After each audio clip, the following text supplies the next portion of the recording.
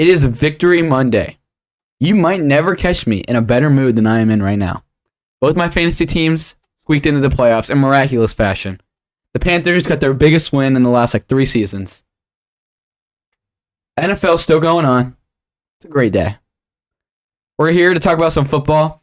We're recapping the Week 14 games. That's crazy. If you missed anything in the games yesterday, Austin and I will recap them. Should be a fun time. This is K&A Football.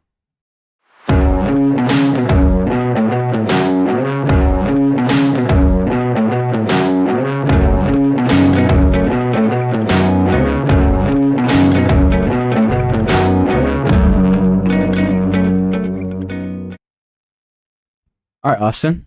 I know we said this exact same thing last week, but it is hard to believe that it is Week 14, or going into Week 15 now.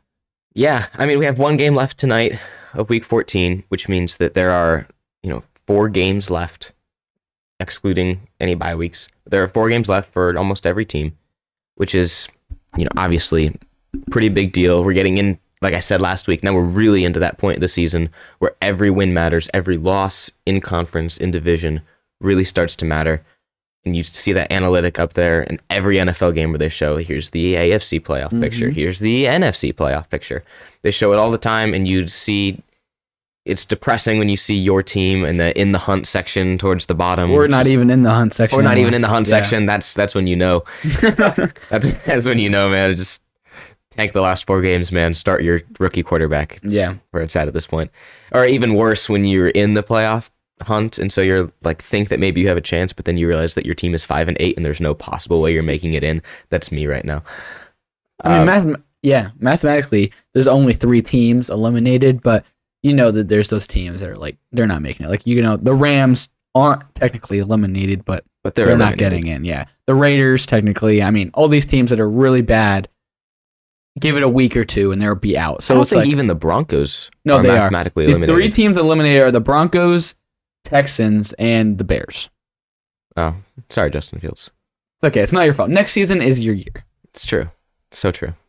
But let's get into the recap. The K&A Week Recap.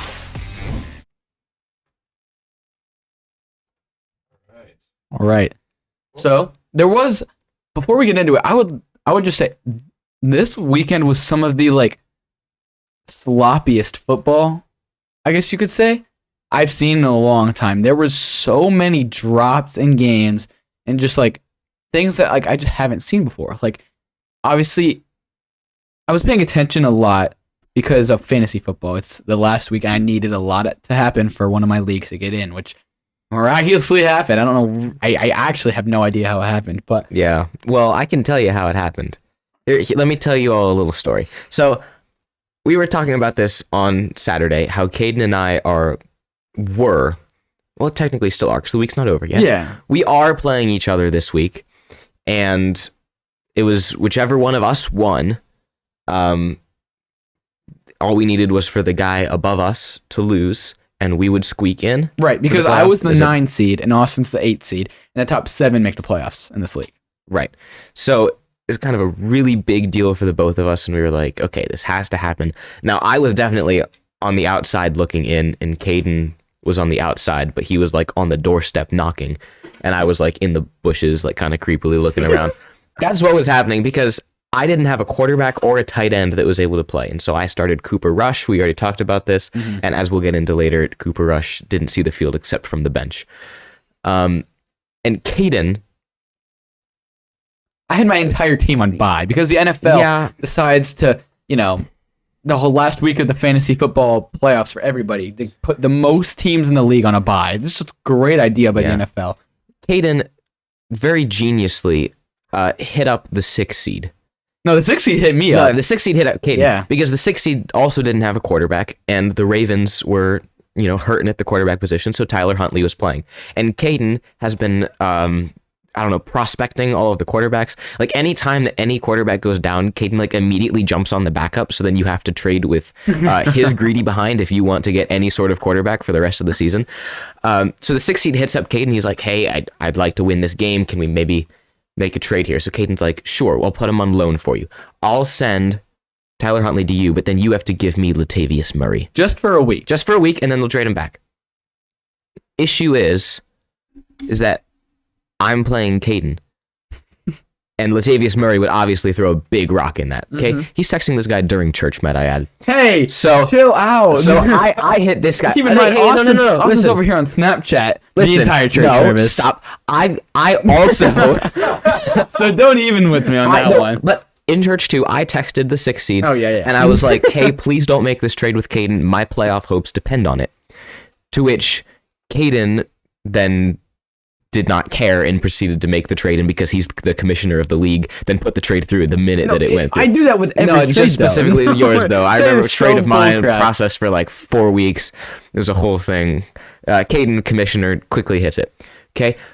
Now, that's all a long background to say that the 6th seed then, because obviously now he doesn't have Latavius Murray, and Tyler Huntley then went into concussion protocol, which we'll also talk about later.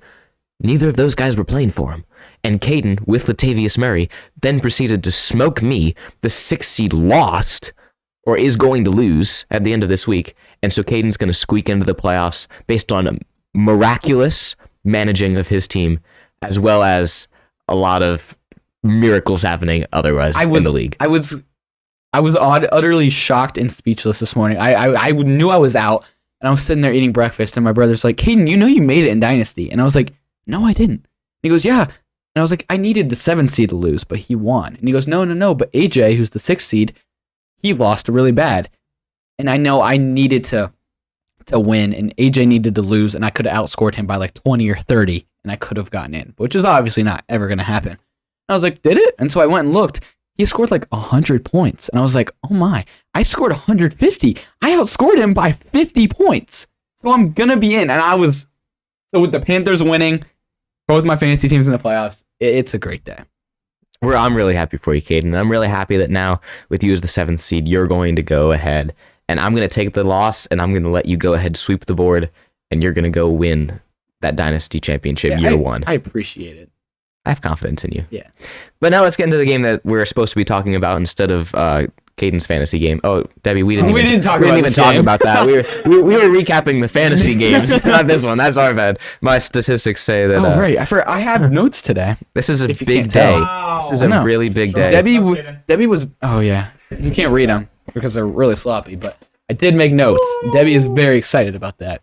Yeah, we were all really happy in the KNA chat. Okay, so Lions Vikings. If you guys remember, on Saturday when we made the picks, we were like, okay, all of the betting odds show Lions favored, and we were like, okay, Vegas probably knows something that we don't, but we don't care. It looks a lot to us like the Vikings are going to win this because we think the Vikings are the better team. All the Vikings need is a win or a tie, and they clinch the NFC North, and then they proceed to lose to the Lions. Yeah. Justin, here come the stats. You guys are welcome. My notes, love them. Justin Jefferson, Vikings only scored 23 points, but don't get me wrong, they did great on offense. Justin Jefferson broke the one, I think it was a Viking record. It was, yeah. 223 receiving yards. On 11 catches. That's incredible. And Kirk Cousins had 425 yards. 99.9% of the time, if your quarterback gets that many yards and your receiver gets that, you are easily winning a game. But their defense couldn't stop anybody. Jared Goff had 330 yards, which isn't incredible, but they were just moving up and down the field. Their running game was good. Their passing game was good. The Lions are scary now. They started the season, 1-6, 1-7? Mm-hmm. And all of a sudden, in their last 4 or 5 games, they're, I think, 5-1 or 6-1.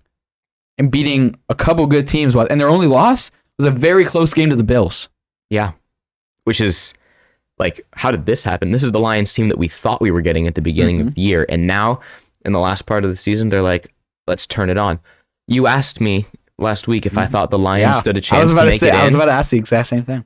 If they can win out, and they have an easy schedule the next 4 weeks. They have 4 very winnable games these next 4 weeks. If they can win out, I do think they stand a legitimate chance I do as of well. taking a wild card spot. Because the 3 wildcard teams right now, as they stand, are 3 of the NFC East teams, and obviously the AFC or not AFC, NFC East teams, and obviously the NFC East is going to have to play each other a lot in these upcoming weeks. So they'll be getting losses. They're not obviously one of the teams has to lose. They're not going to tie every single game. So the NFC East teams are going to lose games. Yeah. Propelling them eventually up to maybe a wild card. And some struggles. A little bit of struggles. It's all right. Fixed. So yeah, what I like from the Lions though is that Campbell, what's his first name? Dan Campbell. Man, that's the easiest name to remember ever. Dan Campbell. Gutsy. Yeah. Gutsy play call. The Lions were very aggressive coming into this game. They went for it on fourth downs that they didn't need to, but they did anyways. Yeah. They faked a punt From their own 26-yard line. Yeah, which is so gutsy. And even when they were up, they were still playing really tough, aggressive football. To me, that says that the Lions knew that they were outmatched in this game, and they knew that they had to come in swinging. And they did. They came in swinging, and they left swinging too. And Vikings, I was talking to our guest from last Saturday Herald today, and he was saying that he thinks the Vikings have peaked, and this is it for them. And now they're on this decline down. I don't think that's necessarily the case, but this has been the story of the Vikings all year, where they are in these close games. They've just been on the winning side of those games, and they finally got the loss on this one. Yeah, I mean, I know it's the betting, but we don't endorse betting. We say it every week, but the Lions obviously were favored by 2.5. Yeah, and everyone's like, "Oh, give me the Vikings easy." Yeah. Oh, well, I mean, the Lions covered that spread. They won by 11. I mean, Lions are on a roll right now. They are. It's exciting to see. Yeah, it is. All right, man. So this game was riddled with injuries. Yeah, it was. That's for sure. This is Ravens-Steelers. This is obviously a big game for both of these teams. The Ravens know that in Ohio, the Bengals are playing the Browns, and the Bengals are going to be fighting for their life to either keep up with the Ravens if they manage to win, to stay tied for the AFC North, or if the Ravens manage to lose, which was a very real possibility, that the Bengals would be looking to take the one spot in that division. They knew that they didn't have Lamar Jackson. J.K. Dobbins wasn't supposed to play. Who are they going to throw to? What's their game plan going to look like? And they managed to squeak it out despite a lot of adversity coming into this game. Yeah. I mean, J.K. Dobbins did end up playing for them and had a very good game.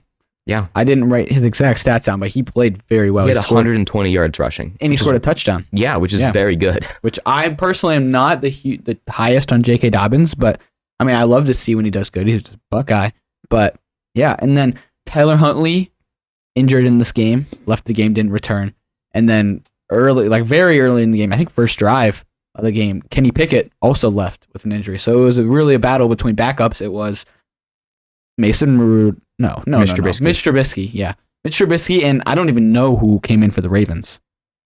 Nope. Yeah, it was they announced this guy. It was like John Johnson or something. It was like, dude, what? Yeah, what a name, John Johnson. But I was like, man, if another one gets hurt, what are they gonna do? But they did squeak it out. They had a big enough lead when Huntley did get hurt to sustain it. I don't know if they scored any more once he did get hurt. Yeah, I don't think so. But I mean, the game plan was very obvious coming into it for the Ravens, and that was run the ball.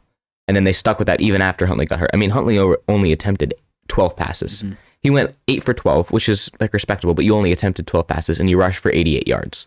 Yeah, you don't have to throw when you're running how successfully as they did. And then when Huntley can run on his own. He's a very good running quarterback. So yeah.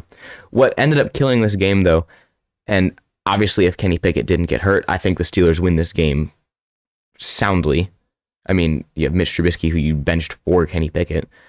What killed them is that Mitch Trubisky threw 3 interceptions in this game.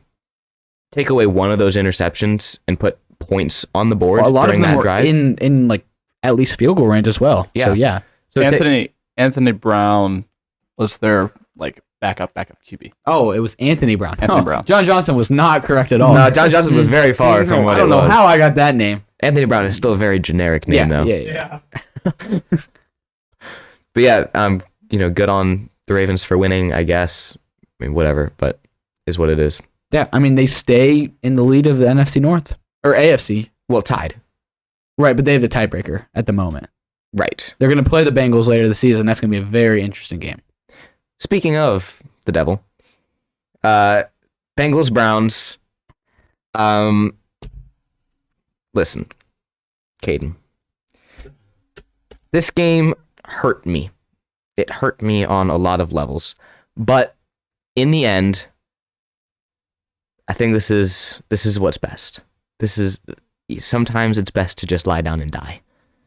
The Bengals came in and they wanted it more. That's just how it was. The Bengals defense came out firing against a Deshaun Watson that he looked better, substantially better than he did last week. But, I mean, still obviously pretty rusty, 707 days not playing, and he only played one game since then. So, I mean, he's going to look rusty. The Bengals, their offense, we actually did hold them pretty well. 23 points is very good. In the first half, especially, we really held them. In the end, though, what killed us was penalties.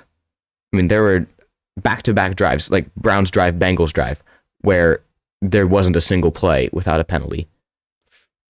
Like, look, if I can remember what the referee looked like, you were too involved in that game. Yeah. Like, there were about a lot of ticky-tacky penalties. I honestly think that the referees are upset with the Browns for signing Deshaun Watson.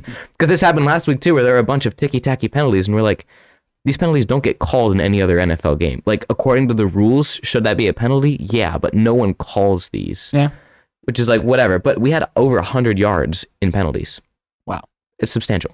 Yeah, I mean, the Browns only scored 10 points, but Deshaun Watson, he played all right. I mean, a lot better than what he played last week. He had 276 passing yards. Granted, a lot of them came in garbage time. So it's like, how much of those really I mean, that was soft zone the Bengals were playing. So and how many came like in game speed, like when it was still a game, you know? But yeah, it's at least getting his feet wet still, getting more like accustomed to the game. But I think what's really hurting the Browns, since Watson's been back, they're not giving Chubb or any of their running backs the ball. Chubb had 34 rushing yards. Yeah. That is obviously a big issue. He's your best player.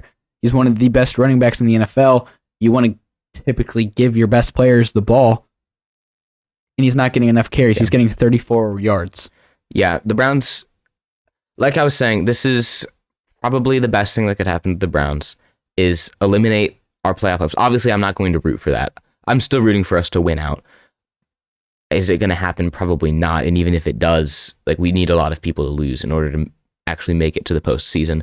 But this is kind of a situation where it's like, if you know that you're already mathematically eliminated and you were starting, you know, an older guy that you know isn't going to be your guy, and you have a rookie quarterback, this is kind of what that is for the Browns, where we have a guy that's new, fresh to the team, and we want to kind of get his feet wet, get him used to the offense, get the players used to him. So we have 4 games of keeping him at game speed where we can test him out, show him what's up, try to get a game plan rolling so the next season we can jump in and hopefully be a lot better. What needs to happen is, like you said, we need to figure out how to get the run game involved with a running quarterback. And also, we need to train our wide receivers to become accustomed to a running quarterback, because all season they've been accustomed to Jacoby Brissett, who's a pocket passer. And so you run your route. If you don't get the ball, okay. With a running quarterback, what you have to do is when your quarterback runs out, guess what? You have to start sprinting one direction. Yeah. You got to find the open space. You just got to start running, and maybe he'll hit you. And that's what you have to do. Or you got to go down and you got to block a guy once he gets past the line of scrimmage. Right. I mean, and if you watch this game, you'll see that Browns wide receivers didn't do that. They'd run the route, and then that was it for them. And they once Deshaun Watson would scramble, they didn't block. They didn't run to try to get open for him to throw it to them. None of that. So we need to figure things out. Bengals stay tied for the AFC North title currently with 4 weeks left. Obviously, like you said, the Ravens have the tiebreaker on that, so we'll see what happens. But it should be interesting up in the AFC North. For sure. I know a lot, like 100% of Browns fans that you'll talk to like the Bengals more than the Ravens. So maybe the Browns can just play spoiler for the Ravens and ruin the Ravens' playoff hopes. They play the Ravens this upcoming. I mean, maybe the Browns think their season's over, but maybe they can ruin one of their rivals' chances. I'm sure they would not be mad at that. Exactly. I would not be mad to ruin the Ravens' chances. Exactly. No offense, Lamar Jackson. I do kind of like you, but I hate your team. Yeah. So this one was interesting. was very interesting. There was another kind of like the Steelers game. There was a lot of big hits. Mike White was demolished in this game. One time, the first time he got sacked, he got drilled, and I was like, oh, he's out. Like, he's done. And he came off the time. He missed like 2 plays, and then they brought in Joe Flacco. And then 2 plays later, Mike White came back in. And then I think the next drive, I was watching this, and he throws deep, and right as he threw, he got clomped. Like, that's not even, yeah. Oh, yeah, sorry. The game is Bills versus Jets. I don't even know if clomped is a word, but he got clomped. But he got it. Like, if it's a word or not, he got the that. second he threw it, and I saw the hit, like the camera, pans with the ball, so you can't see what's going on. And I was like, oh, Mike White is dead. Like, he actually might be passed away on the field right now. And it comes back to him. He's just laying there, not moving on the ground. And I was like, yeah, he's done for the day. And obviously he was. It was a brutal hit. Yeah, well, when he got hit that first time, it's very apparent that he hurt his ribs. Mm-hmm. Every time he got hit, I mean, he was unable to protect himself after that. So every time he got hit, even if it was a soft hit, you could see him wince or even scream out in pain from getting hit, which is like... That's already hurting like crazy, and that's not what you want. Yeah, but like Pain at is the not same good. time, like, if I'm a Jets player, I kind of do like to see that. Oh, for sure. It's just like, dude, this guy wants it just as bad as any of the rest of us, and he's not like, oh, I'm the quarterback. I got to keep my career protected. I'm a pretty little quarterback. No, dude, he was out here, and he's like, I don't care if my ribs hurt. I'm gonna play this football game, and we're gonna win. Yeah, he played until he physically could not stand up, and he left in an ambulance. Mm-hmm. Like he left in an ambulance and went to the hospital because they were like, well, dude, you're killed. You're dead. It reminds me so much of TCU's quarterback in the what is it, Big 12? Yeah, Big 12 championship game.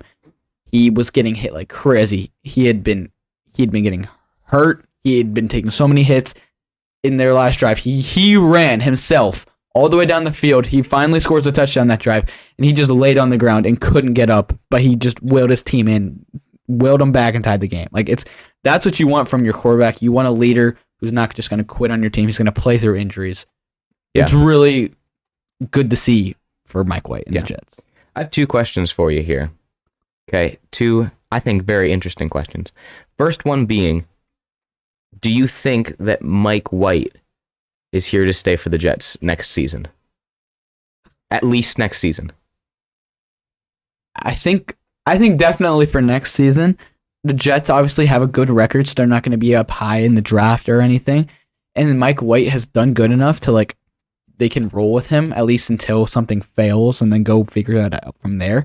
But I definitely think Zach Wilson is out of the equation for them going into next season or anything. Because Mike White has looked really good.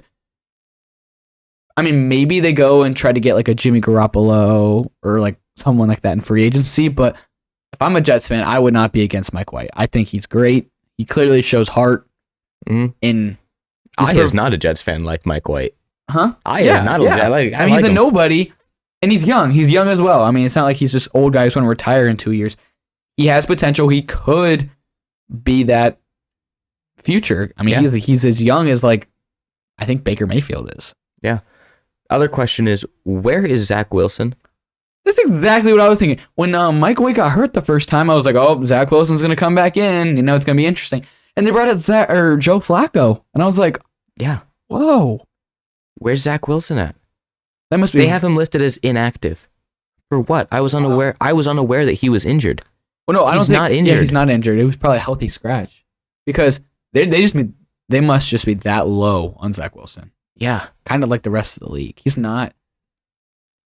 I mean, flashback like 10 weeks ago, and we were like, dude, Zach Wilson might be it. Zach Wilson was winning games. Zach Wilson was looking like Mike White. Mm-hmm. Yeah. Like, he was. He was. And then he just, like, direct drop off, just throwing interceptions, not taking care of the ball. Just looked awful.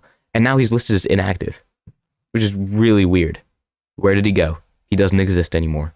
He came up with a new persona, and it's Mike White.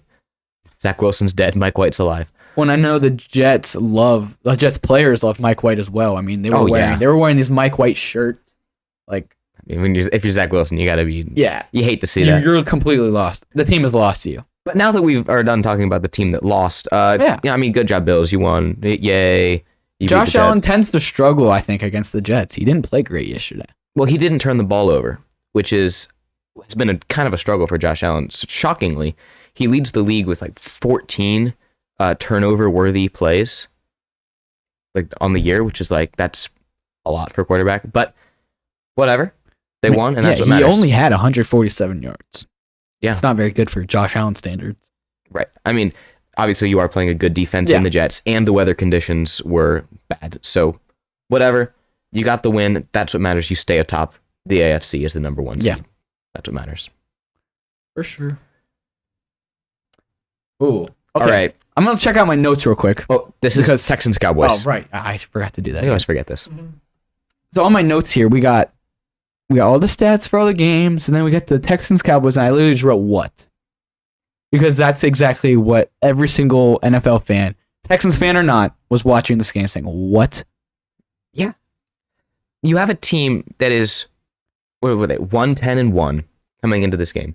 And then you have another team that is like legitimately, like they will be in the playoffs. It's not like locked yet, but it's like, yeah, they're going to be a wild card team. They can still contend for the 1 seed. They could still be the 1 seed. I mean, the Eagles have to lose some, so it's not completely in your hands, but you are literally the second best team in the NFC. Mm-hmm. It sucks that the Eagles are in your division. I'm sorry. And then I was watching the Browns game, and you got like the little like scores that pop up at the bottom there, and like it pops up, and it was like, oh, it's like 10-7 Texans, and I was like, that's really weird that the Texans are ahead. And then a little bit later, it's like Texans score like 23-20 Texans. I'm like, and there's like 2 minutes left, and I'm like, oh my gosh, this game is like interesting. Mm-hmm. This game was supposed to be terrible. I started Cooper Rush in expectations that this game was going to get out of hand. I started thinking maybe Cooper Rush will come in because the Cowboys are getting killed. You know what? It could have happened. Like, this was a really weird game. I do not think that this is cause for concern. I don't. I think that this is one of those games where you walk in as the number 2 seed in the NFC. Not quite, because you're not like leading a division or anything, but you walk in there with a good record and knowing that you have a good team, and you say, guys, we're playing a 1-10-1 Texans team. We're not going to lose. And then you just perform poorly because your mindset was in the wrong place. Yeah.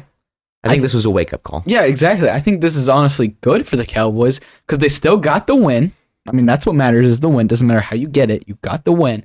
But it's almost like a wake-up call to them. Like you said, like we can lose to anybody. I mean, we're not invincible. Anyone, yeah, exactly. Anyone can be anyone. Like it doesn't matter if they have 1 win. It doesn't matter if we have 9 wins. Yeah. Like, anyone can be anyone any given week. You can't overlook an opponent. Not at all. But yeah, you can keep. What were you saying? Well, I mean, this is like the story of the Cowboys, though. I'm glad that they got it now in Week 14 because the story of the Cowboys for the last 30 years at this point has been like they perform really well in the regular season. Postseason hits, that's it. They're out. Yeah. They lose because then they're in their own heads. They think they're a little bit better than they are. They lose. First round. Almost every year when they make the playoffs. So I'm glad that happened Week 14. And they can say, okay, now when they get to the playoffs, they're like, okay, we need to come into every game with the right mindset because... Personally, I still think they're going to choke playoff time. I think they could be a first round or second round exit. They're obviously, I'm not saying every season they're so dominant in the regular season, then it gets to the playoffs and they just forget how to play football. That happened last year, the year before. I don't see anything different in the previous teams than this year's. Yeah, I'm not disagreeing with you. It's just normally they, end up doing pretty well through the regular season, then lose. Don't disagree that it could happen again. Mm-hmm. All right. We got a question in the chat before we keep going. Ryan Bowers asks, prediction on how long until Baker gets benched? What's up, Ryan? Yeah, what's up, Ryan? Friend of the show. That's a great question. I don't think this season. Yeah, I was going to say, I think he'll be the starter for the rest of the season because the Rams are already out of it. I mean, they're not making the playoffs. They don't even have their first round picks, so there's like, why would you tank? Like, they're going to see what they have in Baker. I mean, obviously, aside from Matthew Stafford, he is the best quarterback on the roster, and he's young. So you can see what you have in Baker Mayfield, because Matt Stafford's only going to play like 2 or 3 more seasons, and then he's probably going to retire. Yeah. And so, obviously, if you keep Baker just as a backup under Matthew Stafford, and then maybe when Stafford retires, if Baker plays good for the rest of the season, you're like, okay, when Stafford retires, we have our guy for however long Baker's in the league for. So, I mean, the worst that happens is you lose games, you go into next year with Matthew Stafford, or you win games, Baker's good, and you go into next year with Matthew Stafford, and you have a good backup. Yeah, right. I don't think he gets benched this year.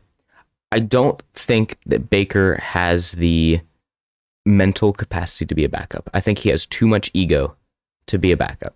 I think that he's going to end up being kind of this journeyman quarterback because not because he's like a Ryan Fitzpatrick where he just like swindles teams into thinking that he's good, but he actually sucks. Ryan Fitzpatrick was a beast. No disrespect. Hey, come on. We all know that he swindled teams into giving him large amounts of money, and then he sucked, and he'd get benched and cut, and then he'd go to another team, and he'd swindle them in the same thing. He was a used car salesman. Let's not sugarcoat this. But I think that Baker could be a journeyman quarterback solely because he has too much of an ego to be a backup. And when he doesn't have expectations and he comes into a new system, he does play very well. Like, we've seen this. So I think that for Baker's career, it would be best case scenario if he stayed in LA. I think that Matthew Stafford will probably start over him next year. It's in his best interest to stay there for 2-3 years until Matthew Stafford retires or gets too bad and just cast to the wayside, and he gets to start because the Rams obviously don't have picks or cap space. Yeah, but I don't think he will. Yeah, kind of like you said, the ego. He wants a lot of money, even though he doesn't deserve it. He's gonna want a lot of money. And he's going to want to be a starter, like you said. And he is a free agent after the season. And there's going to be a lot of teams that are needing a quarterback. Obviously, the Colts, there's a lot of teams. You could say the Jets if they don't stick with Mike White. I mean, a lot of these teams could be needing a quarterback. And so why would he want to stay on the Rams and be a backup, which we think he should do? He'd be better in that situation. He's going to go try to be that starter with, say, the Colts or something like that. So I think his ego could prevent him from being a backup. But yeah, to answer your question, I don't think he's going to be benched this season. Yeah, not this year. All right. So Eagles, New York, obviously divisional game. Anything can happen, except when you're playing the Eagles. Because I think that for some reason, the Eagles are finally, and not for some reason, the Eagles are finally getting the respect they deserve as a 12-1 team. And early on in the season, I was like, no, the Eagles are the best team in football. The Eagles are fantastic. But for some reason, now I'm saying I don't know if the Eagles are as good as they are. I've always just thought the Chiefs are the best team in football, or like the Bills, not the Eagles. I mean, the Eagles are obviously dominant. They're a great team, but I don't know if I considered them the best or even the second best team in the league. But after this week and the last couple of weeks, I think that they are. I mean, the Giants are a good defense, and they're 7-5 going into this 7-5-1 going into this game, and they put up 48 points on a very good defense. They completely own this game. Yeah, I mean, my thing with the Eagles is the question that you proposed to me last week, like if Hurts gets hurt, what does this Eagles team look like? And to me, you're only as good as your backup quarterback. And the 49ers are proof of that. And I don't know if whoever the Eagles have as backup QB could come in and do what they're doing. Obviously, if they remain healthy and they have all the pieces, Super Bowl contenders, for sure. 12-1 is not anything to sneeze at. But I feel like if they lose one of those big pieces, Hurts especially, they're a shell of themselves. Well, yeah, for most teams, if you lose your starting quarterback, you're going to be a shell of yourself. It doesn't matter how good your backup is, unless you're the Niners and you just got quarterbacks to just throw around, Yeah, quarterbacks galore. Who wants a quarterback? Go to the Niners. But they're the Caden Summers of the NFL. But yeah, I mean, the Eagles, the receivers are insane. Their running game is insane. Yeah. Their defense is incredible. I mean, they had 253 team rushing yards. Really good. It's very good. That's very good. And they also threw, normally when you do that, you're expecting maybe 100 yards from your quarterback. They threw for 217 yards.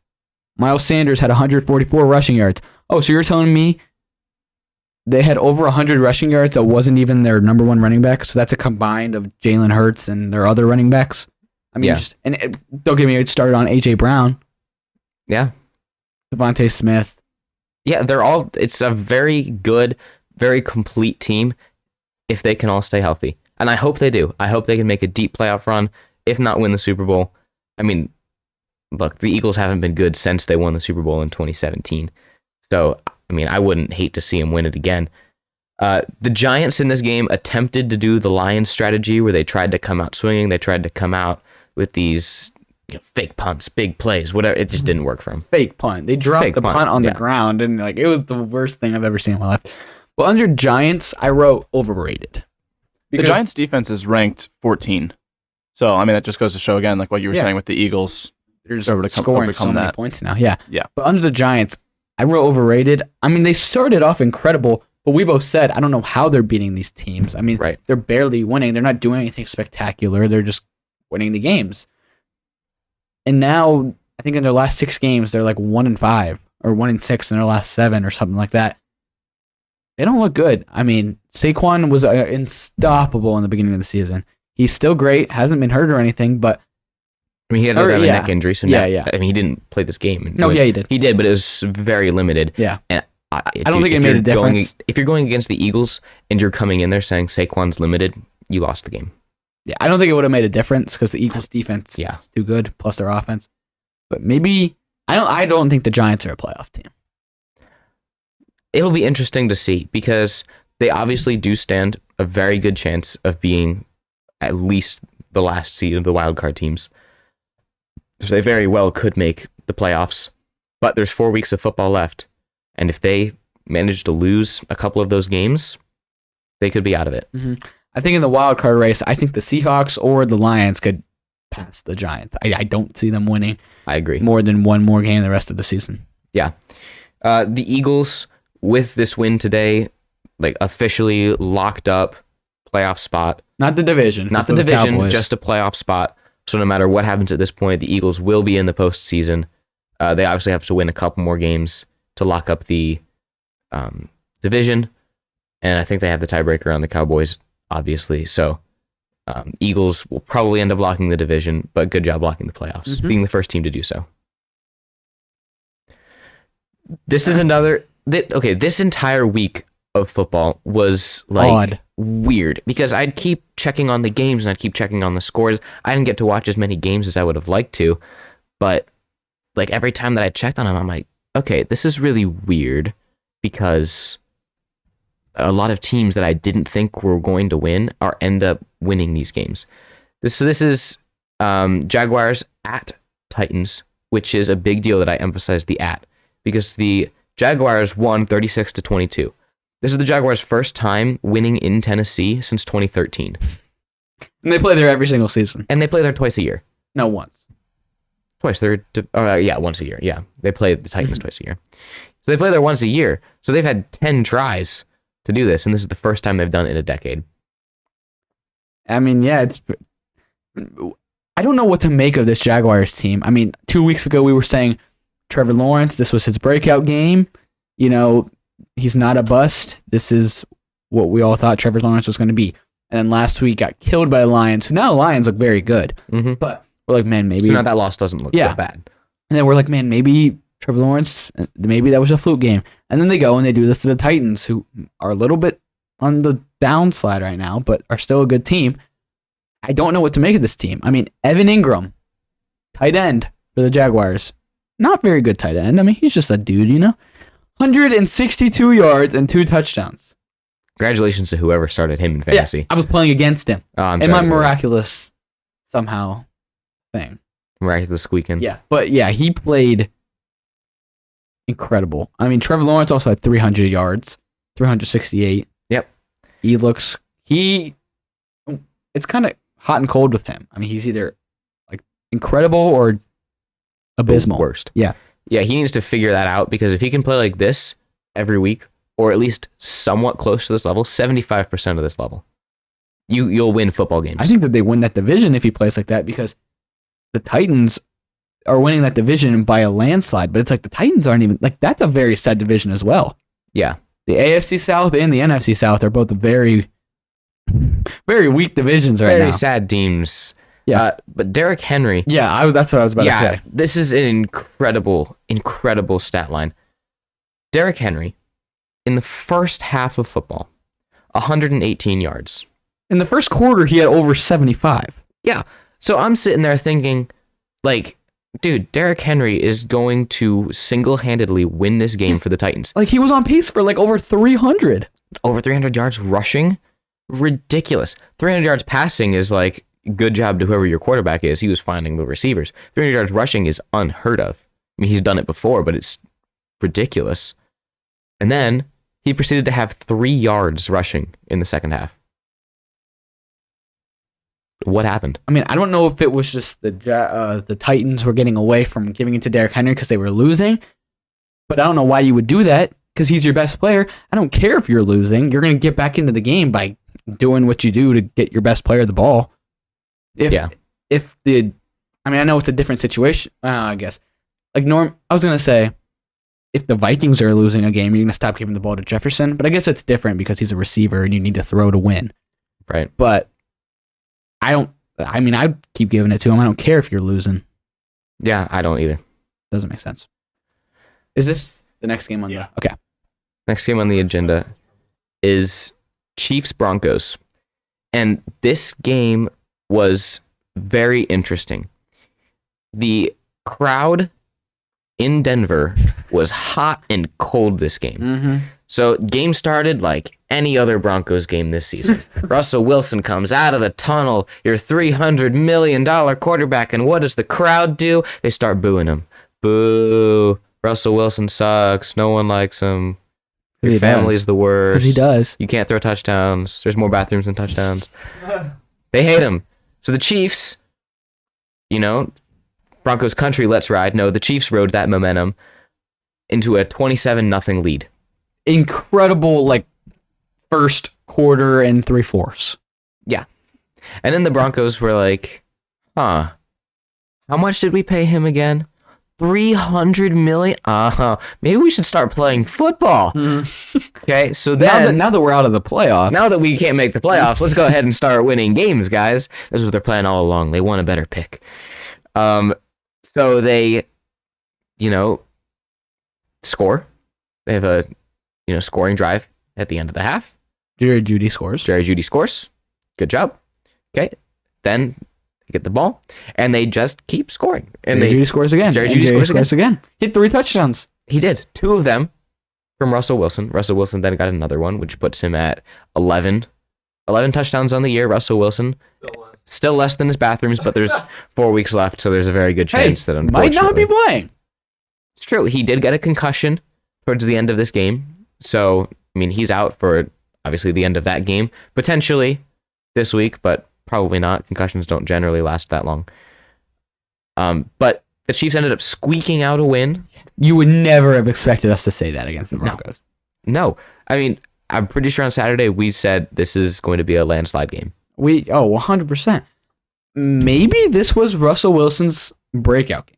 Personally, I don't think so. But I think if Russell Wilson stayed in that game, Broncos would have won. They had so much momentum. Russell Wilson was playing at a level that we haven't seen all season. Like, not even close. He was playing incredible. And he gets hurt. And it was a bad he got hit hard and he was down. It was like, he was stumbling and everything. Yeah. But that killed the momentum. I think if he stays in, they win that game. But personally, I was sweating a little bit because, jokingly, after the 1 o'clock games, we were texting with Harold, who was on last Friday, or Saturday. Yeah. And he was like, man, with all these weird games so far, maybe I should have rode with Russ or whatever. Obviously, meaning he should have picked the Broncos. And I was like, oh, funny, like over the Chiefs. And I was like, if the Broncos win, I will literally wear a Broncos jersey to school. I wasn't going to do it because I texted because our friend's a Broncos fan. And so someone screenshotted the one that you ended up pushing out of the playoffs with your win. This is a great weekend for you. He's having the exact opposite weekend. His team barely lost. He's out of the playoffs. Yeah. So Sue Ellen screenshotted that text and sent it to him and was like, oh, you better be rooting for the Broncos double now. And he goes, oh. And then halfway through the game, he goes, Caden, you're sweating. And I was like, whoa. I said before the game, like, JK, you know, like, because I was getting nervous. Like, they were looking really good. But I think Mahomes almost played himself out of MVP conversation. 3 interceptions. Yep. And Jalen Hurts took another step up. It's kind of looking right now like Jalen Hurts' award to lose. It does, yeah. I mean, Jalen Hurts played well. Like you said, Patrick Mahomes probably played himself out of that conversation with 3 interceptions on the day. Like, that's really bad. I mean, it doesn't matter. You look at the stat line and it's like, oh, 3 interceptions. I mean, it doesn't matter. You lose that game. I mean, they didn't because Patrick Mahomes is still very good. Yeah, I if you didn't see, Patrick Mahomes had a play where he was rolling to the right, and he has this dude. He's like a triple string, third string running back, like Jerick McKinnon or whatever, running. And yeah, I was playing against McKinnon, so I was a little mad about this, but it's okay. I made it.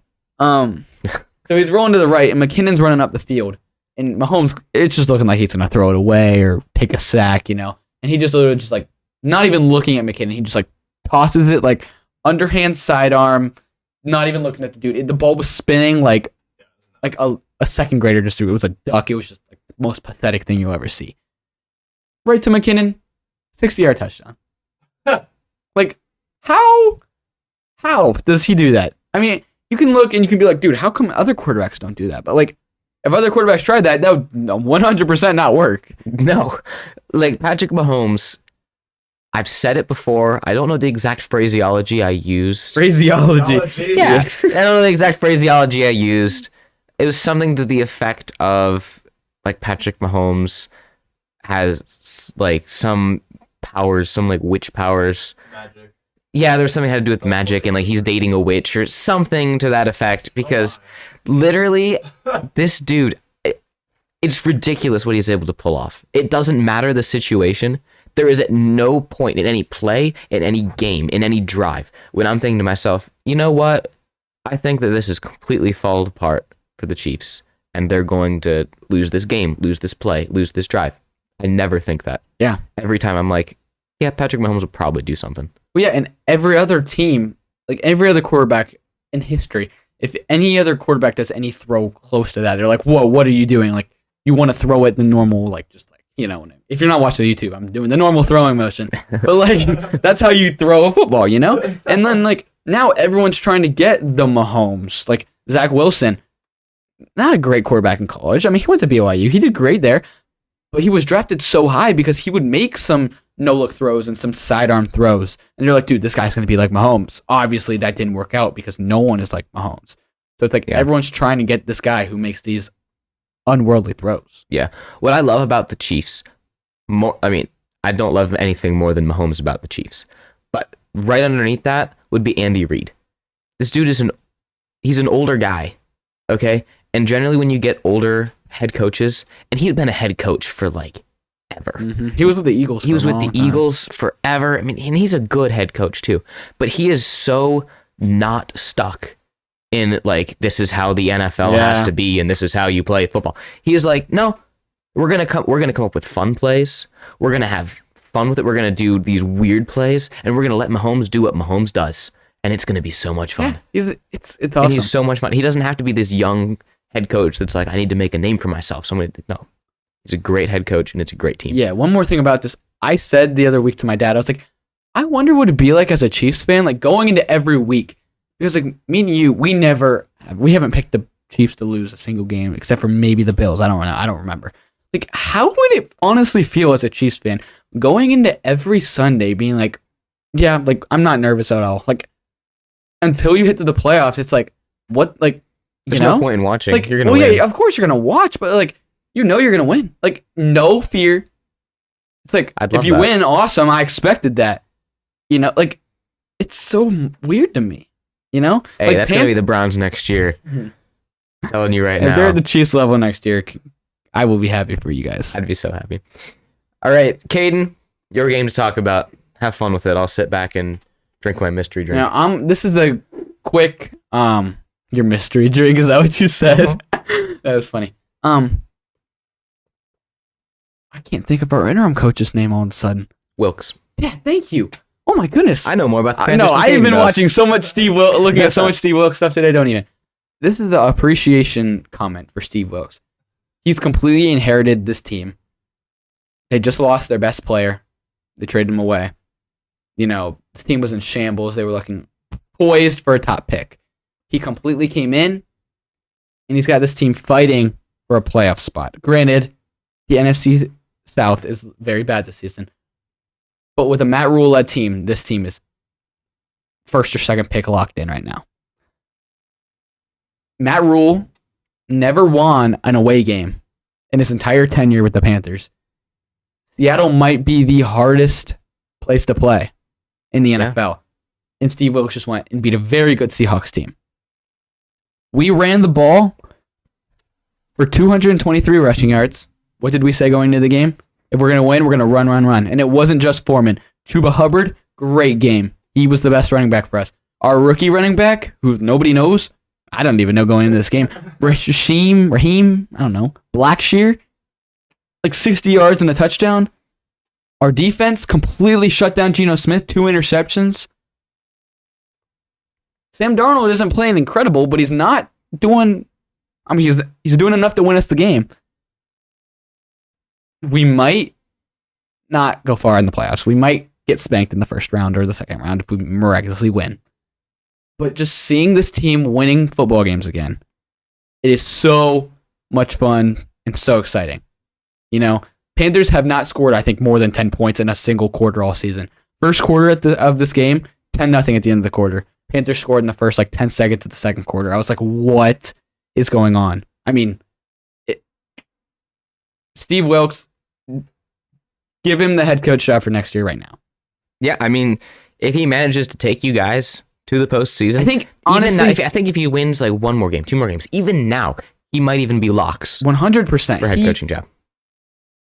There is something that he said that might get him in some trouble, because in the press game, or post game, whatever you call it, he was being interviewed, and they were like, he was emotional about the game. He's like, I'm so happy for our guys. This is emotional after everything they've been through. And this is not, and I quote, but this is pretty much what he said. He's like, with the players leaving, with their coach getting fired, with the organization trying to tank it. He called out the Panthers for trying to tank. I'm sure the owner is gonna love that. Yeah, the owner's announcing that they were trying to tank, but he came in and he said, obvious to everyone. He came in and said, "Screw your tank. I'm gonna try to get this position next year. There's good players on this roster. The NFC South is garbage. We have an elite defense, a great run game. Why not try to make the playoffs and establish a winning culture?" And he did. And it's exciting. Panthers fans, the last home game, there were so many Panthers fans in the stands. There had never been that many Panthers fans in the stands for years. It's exciting. They're saying that they're expecting insane amount of Panthers fans at the game this Sunday because we have a chance to go for the NFC South lead. It is almost like Carolina now could be a free agent destination where people are like, man, I want to go play for this guy. The players are buying into him. He's completely changed. The Panthers have 360'd with Steve Wilkes. I love it. It's exciting. Good job, Panthers. Seahawks, you got to get it together if you want any chance at making the playoffs. It's okay, Seahawks. You're still a great team. You just ran into the unstoppable let's force. Let's not get ahead of ourselves. Let's click the slide over before Caden gets too into it. All right, speaking of getting too into it, I am completely sold. I am all in. 100% in on Brock Purdy. I'm all in. San Francisco, Buccaneers. All in. Last week, I was like, maybe it was just a fluke. Come on. 3rd string quarterback. 7th round pick. Last pick in the draft. Come on. No. San Francisco has a thing for finding the quarterbacks that they need and that they want to win these games. I was surprised when Baker Mayfield requested, for the Panthers to release him. And, very clearly, I think, looking to get on the 49ers. Yeah, we all thought that goes. Yeah. Check out our reel on K_football. Yeah. Kyle Shanahan came out and he was like, I'd be very surprised if we picked up Baker. And you're like, why would you be surprised about that? You don't have a quarterback. You have Mr. Irrelevant. That's not a quarterback, okay? That's a placeholder because you need to fill the 52-man roster and you only have 51 guys, okay? I see why. Okay? Like, this is ridiculous, man. Like, they won 35-7 against Tom Brady. Do you think that they knew what they had Yes, before he played? I think so. I mean, I think. That's the only reason I Why think would you draft Brock Purdy if you didn't? I mean, they didn't need a quarterback. There's no need to draft him at the very.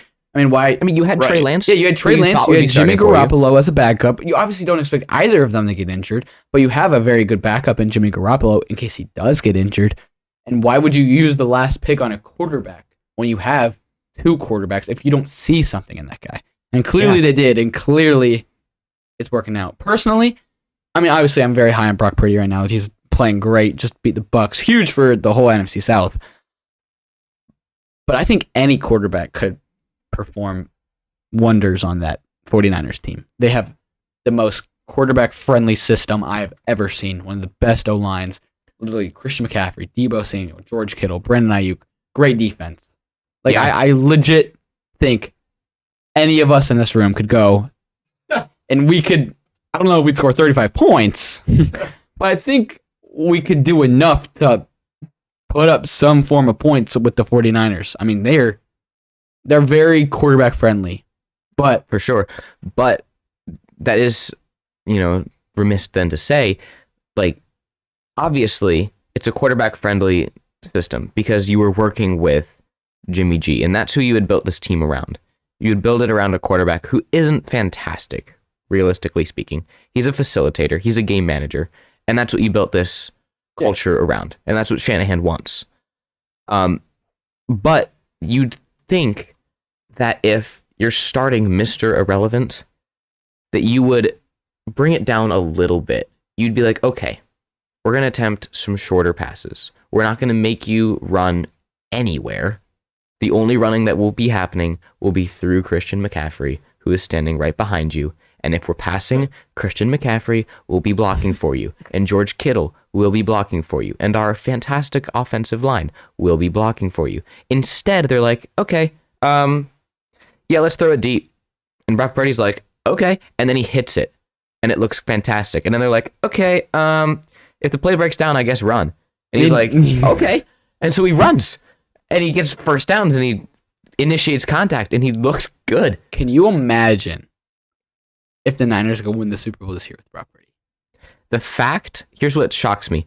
The fact that your Super Bowl, not pick, but your NFC pick to make the Super Bowl, the 49ers have a chance With the third string with a quarterback? third string guy, with Trey Lance getting hurt like week 2, Jimmy G going down last week, Brock Purdy in his first start winning 35-7. Against the GOAT? Something like, and I saw today as well that the Niners defensive coordinator is being looked at by a lot of teams to be a head coach for next year. Okay? That will be 3 head coaches in 3 years that the Shanahan system has produced.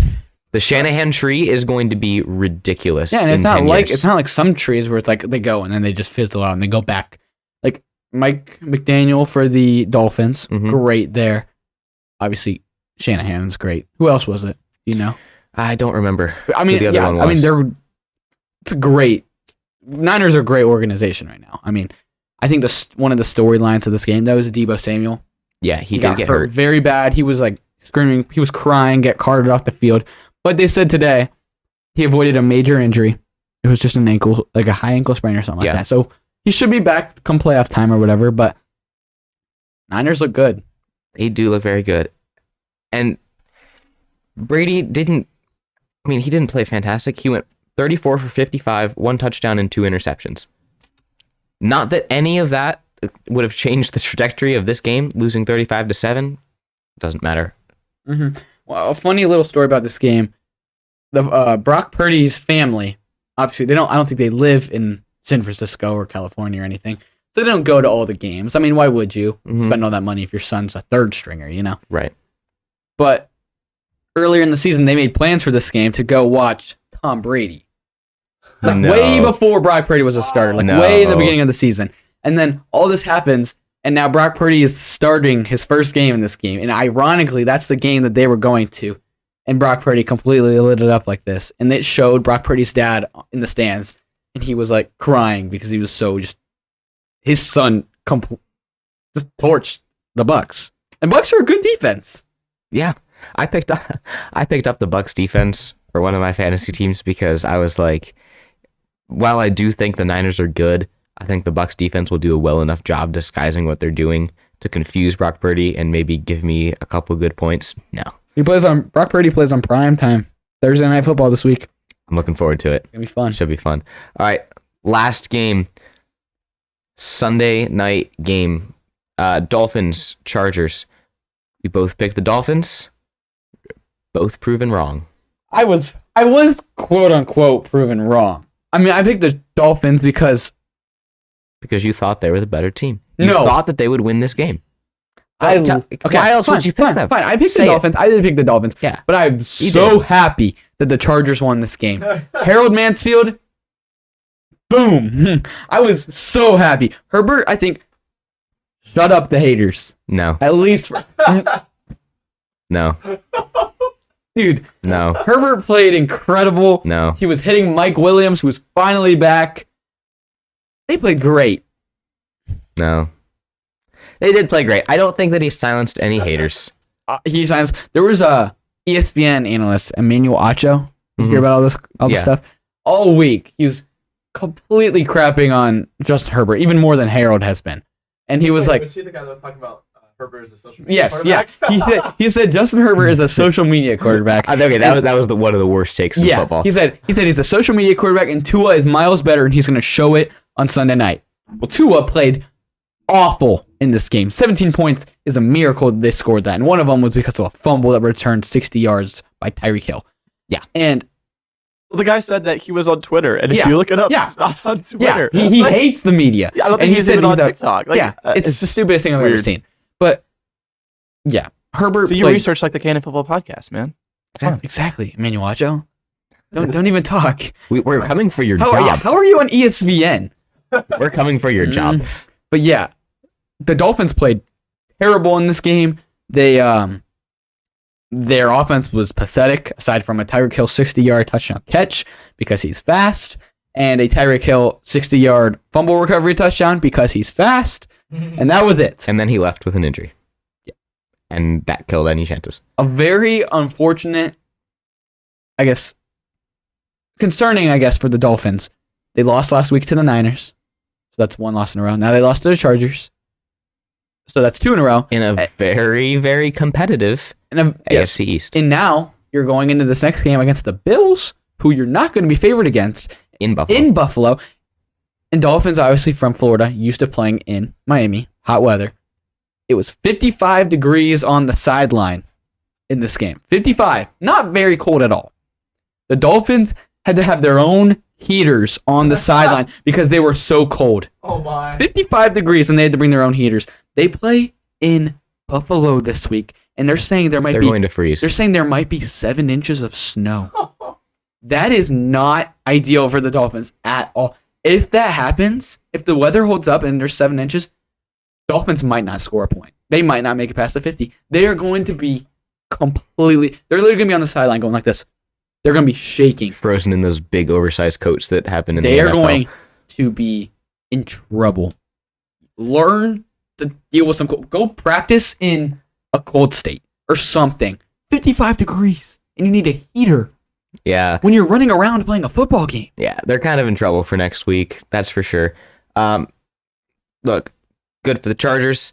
Mike Williams obviously performed very well for them. Him being back is obviously a very big part of, their offense. I didn't start him in fantasy because I thought for sure he'd get hurt again. Because I made the mistake one time of starting him and then he left like 2 plays in with a hamstring injury. So there's a good thing that I didn't start him. Could have though. I think Justin Herbert still has some stuff to prove. I don't think he's a bad quarterback. Don't get me wrong. Top 5, little ambitious. Tua played like all the haters said that he'd be playing like this season, where he couldn't hit his receivers and he just looked awful. Hopefully he can turn that around because, the Dolphins are a decently fun team to watch, but they stand, a pretty tough road here, and they really have to pick it up if they want to make the playoffs. Yeah. This was the 5th pick in the draft and the 6th pick in the draft, and they're, 2021? I think, no, Yeah. Yeah, whatever. 21, I think. Maybe 20. Yeah, they were drafted the same year, back to back. Can you imagine? I mean, obviously, might not be the same situations. Oh, probably. Imagine if Herbert was on this Dolphins team. What do you think? I don't know. I think that if Herbert was on the Dolphins, with the weapons, I think that they're very similar teams if both healthy. I think that if put in the situation where you have Waddle and Tyreek Hill, I think that he'd be performing better than he is on the Chargers. But I think that that's the case for anything because he hasn't had wide receivers all year.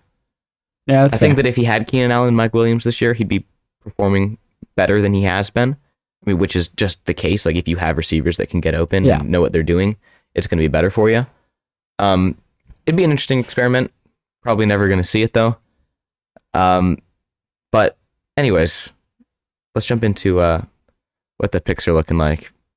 Because oh, never mind. Well, this game, but we already talked about this one on Saturday. Yeah, I honestly not looking forward to this one much. It's gonna be pretty boring in my opinion. Probably. Patriots and Cardinals. Yeah, if you're not watching. So I got 2 more games than you right this week, which might not seem like a lot, but it was a big sigh of relief for me because I was just worried that you were gonna get more than me because lately you have been gaining on me, and so not only did you just not get anything, but I got a lead. So I was like, a little bit of breathing room. Take an exhale. That's exciting. Yeah. So you're up by 14 on me right now. Yes. Which 4 weeks left plus playoffs. There is still a legitimate chance. Yeah, obviously. And I mean, I need to really step it up. I need to have another like 11 correct week again if I want to really cut this down a little bit. But I'm at 107. You're at 121.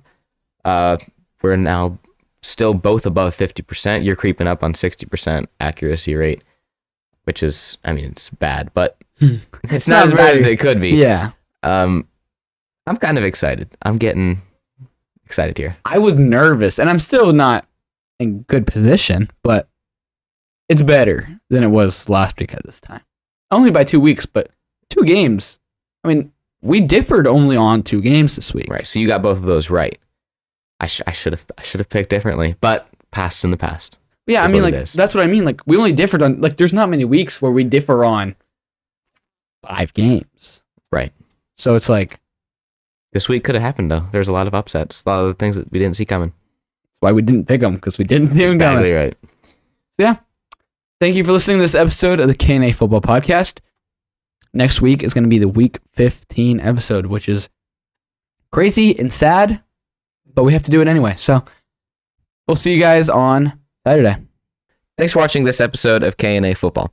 You can listen to our podcast wherever you get your podcasts, and we're also active on Instagram, TikTok, and YouTube Shorts. If you made it this far in the video, thank you. You're a real one. We'll see you next time.